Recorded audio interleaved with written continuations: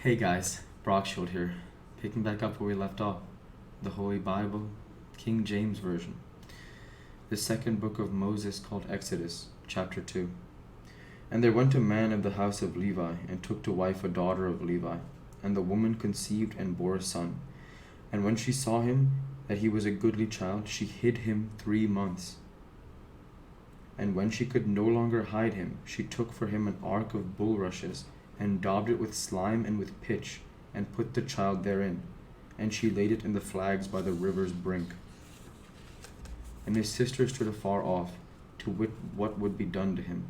And the daughter of Pharaoh came down, to wash herself at the river, and her maidens walked along by the river side. And when she saw the ark among the flags, she sent her maid to fetch it. And when she had opened it, she saw the child, and behold, the babe wept. And she had compassion on him, and said, This is one of the Hebrews' children. Then said his sister to Pharaoh's daughter, Shall I go and call to thee a nurse of the Hebrew woman, that she may nurse the child for thee? And Pharaoh's daughter said to her, Go. And the maid went and called the child's mother. And Pharaoh's daughter said unto her, Take this child away, and nurse it for me, and I will give thee thy wages. And thy woman took the child and nursed it. And the child grew, and she brought him unto Pharaoh's daughter, and he became her son, and she called his name Moses.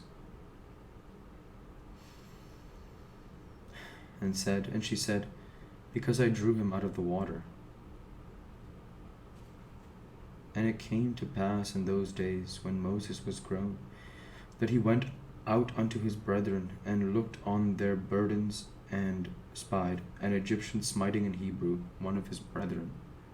And he looked this way and that way, and when he saw that there was no man, he slew the Egyptian, and hid him in the sand.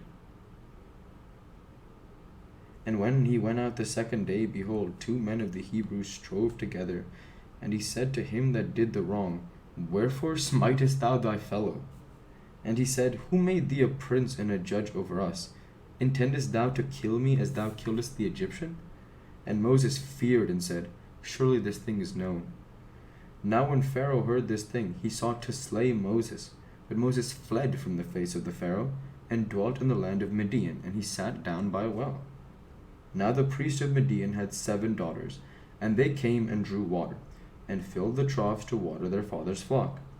And the shepherds came and drove them away, but Moses stood up and helped them and watered their flock. And when they came to Reuel their father, he said, How is it that ye are come so soon today? And they said, An Egyptian delivered us out of the hand of the shepherds, and also drew water enough for us, and watered the flock. And he said unto his daughters, And where is he? Why is it that ye have left the man? Call him, that he may eat bread.